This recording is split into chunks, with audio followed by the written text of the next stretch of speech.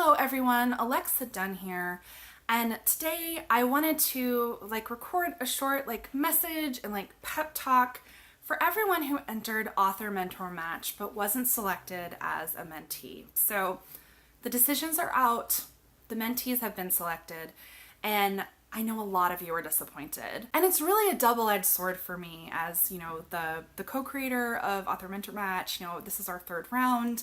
It's something that I really care about. Mentorship is something that I really care about because we had more entries than ever before. We had over 300 people apply to find a mentor. This is our biggest round yet. We've grown exponentially, and I'm just so delighted that so many of you want a mentor, that you're interested in Author Mentor Match, and that you shared your words with us. I'm always floored at how vulnerable writers are. I mean, I did it too when I was aspiring. It's such a big thing to try to share your words with people, to share your stories with people and put yourself out there. And rejection really sucks. Rejection is really hard, and I am going to cheat a little bit. I'm going to link you down below to my how to deal with rejection video. I do have a video on this where I just talk about kind of the feelings that you're feeling and some practical tips for what to do when you do face rejection. So linking that down below. But I just want to talk to you a bit about kind of what the round was like and some of our thoughts, but also some of my experiences, also applying for mentorship, not being chosen for things and so on. So there was so much talent in the inbox, everyone. I mean, I have to tell you, as I mentioned, just from the raw numbers, there was more people than ever. Over 300 people submitted, and we only have, I think, 37 mentors. I should probably know the number, but it's not a lot of mentors. And we do purposely keep AMM pretty small, because I like to personally know all the mentors and have a sense of who they are and know that they're going to be good mentors. And also just from an administrative point of view, just being perfectly honest with you, I do this for fun. I do this in my free time. What's that? And it is a lot of work. And so I do like to keep it kind of a small program. But I do realize this means that fewer of you are going to be matched. But so much talent in the inbox, and it was so hard for people to make decisions. The reason there was such a long time between the submissions closing and the decision, almost a month, is that I know what a tough decision it is. I've learned this from a couple rounds of AMM, that, mentors, they really take the time. They read so many of your manuscripts. In some cases, they ask you questions. They want to kind of get to know you. They read all their submissions. We have our submission form so that we can get to know you and know about who you are as a writer and what your goals are. And I know you hear this all the time, and I know it's probably not helpful, but it is just true. This is true in the case of Author Mentor Match for mentorship or contest, and it's true for querying, for getting an agent especially, and then it's true again for selling your book and finding an editor. And we all deal with this, and that is the dreaded, it's just about fit. Fit and passion. We as mentors and agents and then editors are looking for projects to fall in love with, for a book that just speaks to them, a story that speaks to them on every level. And it is so hard to hit on every level. It's the story itself. It's the way that it's told, because there's so many ways to tell a story. It's the characters. It's the writing style itself. There are just so many elements that have to come together for someone to fall in love with a project. And it's hard, guys, and sometimes it's really unexpected.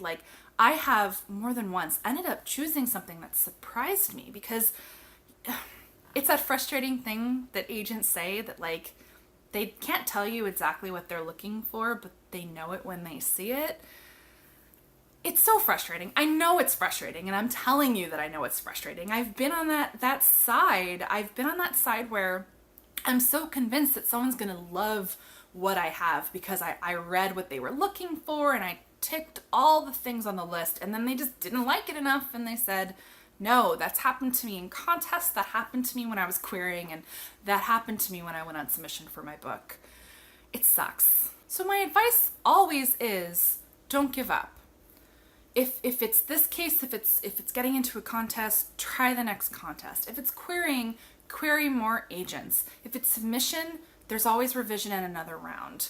Now, of course, there is the flip side of this.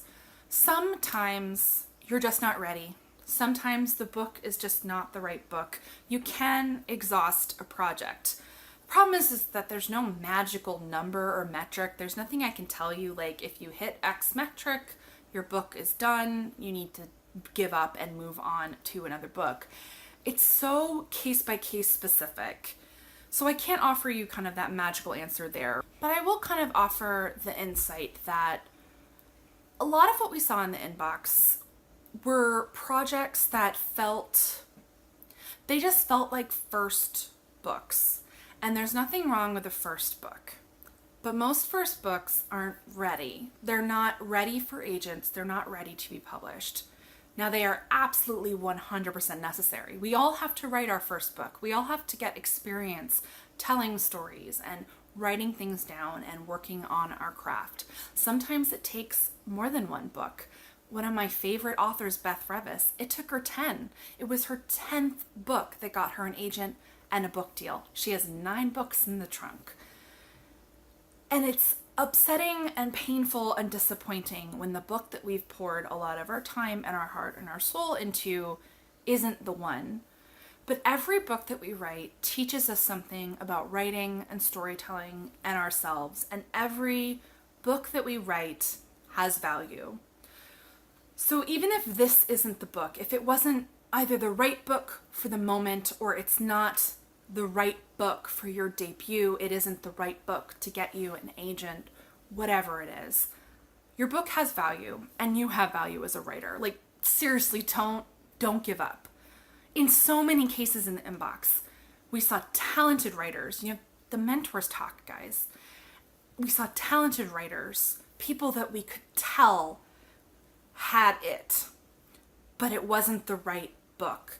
It was a first book, or it just wasn't right for the market, or it wasn't right for the mentor. And I know it sucks to hear the almost, but no. Honestly, this is kind of a rambling mess. I didn't prepare for this. I didn't do an outline. I normally do outlines for my videos, but I wanted this to be a lot more kind of genuine and just kind of, I guess, confessional. And I honestly don't think there's anything I can say that'll actually make you feel better if you're facing disappointment having not been chosen for this. If you're facing disappointment at any stage in the process, like I said, this happens. Rejection just happens constantly in all creative industries, but especially in the publishing industry. There's multiple rungs of rejection and disappointment, querying and submission. And I mean, even after that, getting a negative review is a form of rejection, and it sucks. It always sucks. And I know how you're feeling. It's gonna be okay. And I really, all I can say is, I know it sucks. I'm so thankful and grateful that you let us consider your work and read your words, that I believe in you. You're gonna be okay.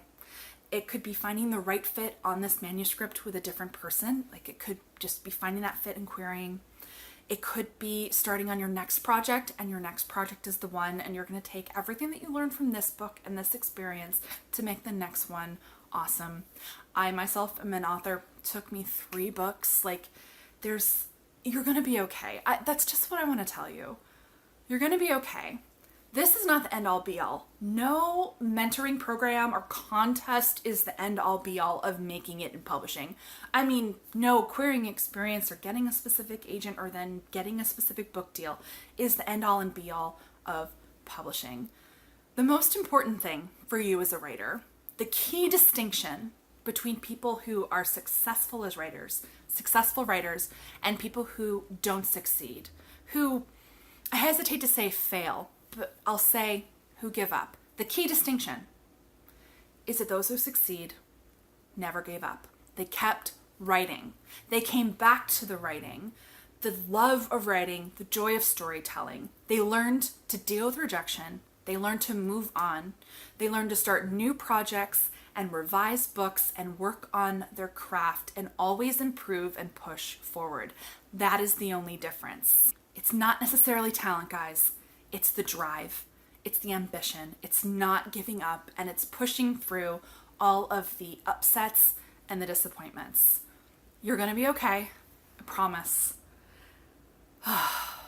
if you're here and if you're watching this, and if this disappointment is fueling you to push forward, you're going to be fine. So thank you for watching.